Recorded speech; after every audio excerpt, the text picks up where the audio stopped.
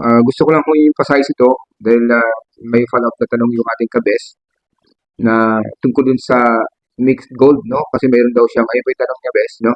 Meron daw siyang na hikaw at yung ring niya na ayaw tanggapin daw sa pawn shop, yung Palawan. Dahil daw hindi tumatanggap yung Palawan ng mga mixed gold, no? 10K at may ibang part na 12K. So, yung gusto ko lang linawin, bigyan linaw din. Pag sinabing mixed gold kasi, meron kasing sinabing mixed gold. Ang pag-mix kasi ng gold doon sa other metal, yun yung pag-alloy, no? Yung lalagyan ng alloy yung gold, yung pure gold kasi yung malapot po talaga yan. So, pag naglalagay ng other metal, para yan tubigas, no? Ang isang jewelry. So, importante talaga ang mixing or pag-mix ng other metal para tumigas o nagiging durable ang isang alahas. Importante po ang mixed gold. Ngayon, yung tanong kasi ni Ma'am sa atin, may ibang klaseng mixed gold eh. Ibig sabihin, sa tanong ni Ma'am, na yung alahas niya ay may isang parte na 10K at isang parte naman ng na 12K doon sa alahas niya, no?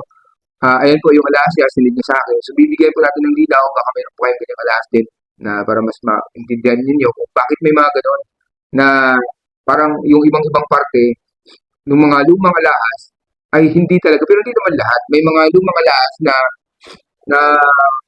yung ibang parte, ibang kilates, ibang parte naman ay iba, magkakaiba ang kilates. Yun yung isang tinutukoy din na ni Ma'am na mixed gold, no?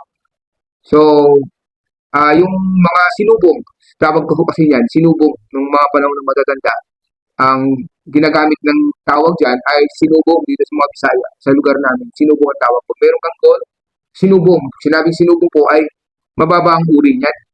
No? Kasi yun yung uso dati. Ngayon, bes, yung pag, paghalo-halo ng iba't ibang kilatis ng mga jewelry, hindi lang naman dati yan. Hanggang ngayon, meron din pong ganyan. Kasi ako, nung nasa operation pa ako, nasa phone shop pa ako nagtatrabaho, lagi akong nakaka-encounter. May mga bago pang alahas ngayon na yung mga locally made, madalas locally made, local, gawang dito lang sa atin, yung mga pinaghalo-halong parte, no? Kasi yung mga imported, kung mayroon man, pero wala akong na-encounter na gano'n na may pinahalo-halo yung parte lang. Yung sa iba't ibang parte ng alahas ay ibang uri, ano?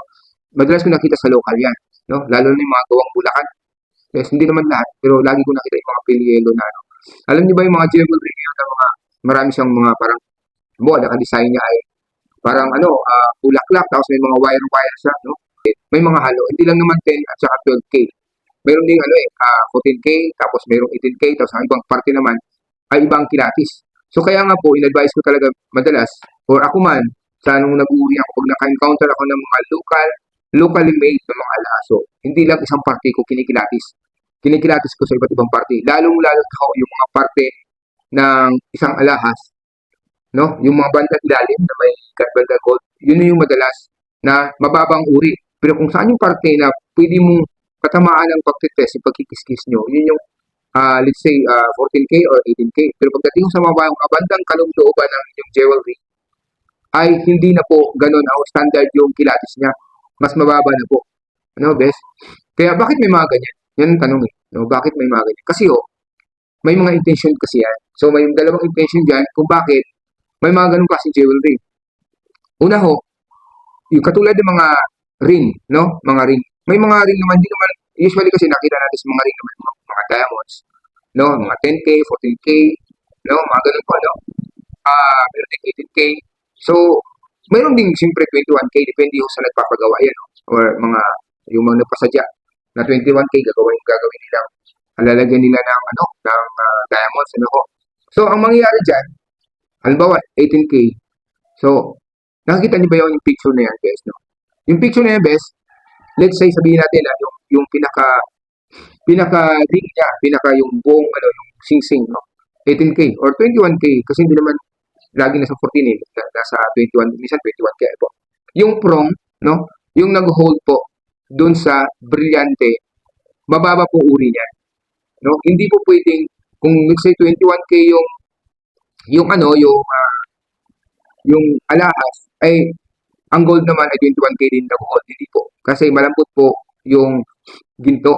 So pagka mataas ang uri ng ginto na nag-hold sa diamonds, may posibilidad kasi pwedeng malaglag yun, yung diamonds, kasi hindi matibay yung metal na nag-hold doon sa diamond. So, ang gagawin ho nila ay magiging mababa ang uri, yung nag-hold lang. Kasi lagi naka-encounter po, din po ako niyan, yung, yung, yung sing-sing na ang uri niya ay 18K, pero yung nag-hold niya, hindi po 18K, nasa 10K or something, 12K na ho. Ganun. Kaya yung nag-hold ng diamonds, para mas lalong maganda yung pag-hold ng diamonds na hindi siya mahulog, ginagawa ho, binababa ang uri nyo. So, binababa ang uri, nilalagyan ng mas mataas ng other metal. So, nagiging 10K po yun, or 12K, something like that, no? O 14K man. Basta hindi po siya nasunod ko anong kilatis nun. Ganun po yung ibang intention, but may ibang, kung titinan mo yung kilatis ng isang jewelry ay bandang stone na nag-hold niya, mababa ang uri.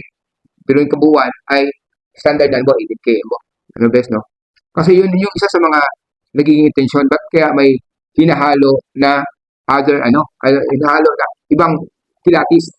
Yun yung unang intention po. Bakit gumagawa yung ibang goldsmith ng ganun? Na? Kailangan ihalo kasi yan dahil para mapangalagaan yung diamonds or other na precious stone na nakalagay doon. Ngayon, yung iba naman, yung iba ho, may intention sila hindi man na maganda. No? Bakit ninalo-haloan nila? Puro naman gold. O, kaya ho, ingat po kayo, lalo na yung mga local effect. Dahil hindi po lahat yan standard. Ibig sabihin, kung anong kilatis, kung anong stamps na nakikita nyo doon, hindi po nasunod. No? Kaya, iba kasi, kaya may mga ganyan na intention kasi nila, sa totoo lang ko, ay may halong pandaraya. Hindi naman luho lahat siguro ng gumagawa.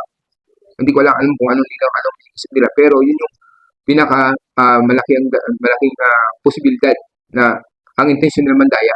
Kasi ang nilalagay nila mataas ang uri, nakakita ko yung 21K or 22K nasa ibabaw, magbandang loob na hindi na nagiging 16K na lang. No? Ako kasi, mabusisi ako pagka nagkilatis ako. No, lalo na pag local metal ko, inuulit-ulit yun na yung pagkilatis. Laling bandang ilalim, doon ako madalas kumukuha ng kilatis.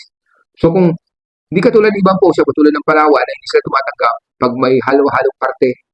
Nung nasa isang kumpanya ako, malaki na kumpanya din po yun, ay nasa discarte na po namin. Hindi ko pwedeng itanggi o tatanggihan yung isang jewelry na yan na hindi ko tatanggapin. Tatanggapin ko pa rin po, pero kukunin ko nga po yung mas mababang uri, doon ako kukunin yung rate or yung kung magkano tanggap namin. Ano ho? Basta ganun po, yung katulad ng sising ninyo, yung hikaw ninyo, no? Yung mga parte dyan, pinaghalo-halo yan. Sa intention kasi ng iba na kung ano yung uri na mataas ang uri, doon nila nilalagyan ng stamps. Naglalagay sila ng stamps kung anong uring meron. Pero yung bandang kalubluban yan, nilalabdaw na lang kung mas mababa ang uri niya. Kaya ganun po ang ginagawa ng mga goldsmith na iba, no? Yung masamang intention. Kasi halimbawa ho, magpapagawa kayo ng singsing.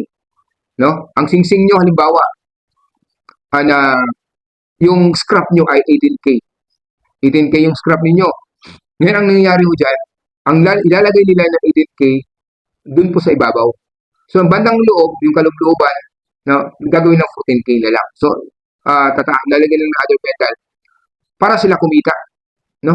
Kasi 18K binigyan ng scrap, pinapagawa mo, haluan ng ibang yung bandang loob. Kasi pagka kukunin mo nga naman yung item mo, pagkatapos yari na, tatawagan ka na, ma'am, yari na yung yung pinagawa nyo, hindi pupunta kang gano'n. Kikilatisin nila kasi yan. Kikilatisin sa harapan mo, papakita mo, mama, 18K pa rin. So, wala pa rin nagbago din sa alas ninyo. Pero ang totoo niyan, ang kailaliman niyan, ay mababaw na lang po ang kilatis.